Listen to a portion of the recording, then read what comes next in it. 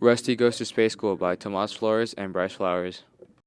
It was the first day of school, and Rusty the robot was very excited to finally begin space school. When Rusty first walked into space school, he noticed he was different than all the other robots. They all looked shiny and silver while Rusty was all brown. Rusty walked into his classroom of other robots and tried to join a group he saw.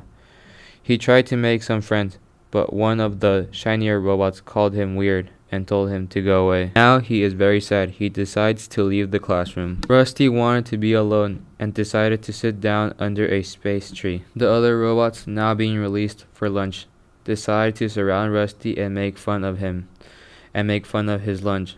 He had old rusty bronze nuts and bolts while the others were eating silver bolts. The first day of school was now over, and Rusty sat alone on the space bus on his way home.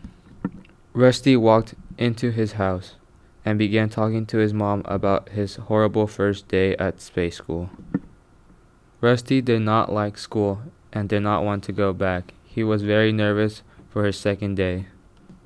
Rusty arrived at school and began to get made fun of when a robot he hadn't seen before began to come in his direction. A new friendly-looking robot walked right up to Rusty and introduced himself as Spud. Spud and Rusty got to an old picnic table, and Rusty asked if they could be friends. On the next day of school, Spud told Rusty that at lunch all his problems would be fixed. Spud handed Rusty some of his lunch, a really nice titanium nuts and bolts.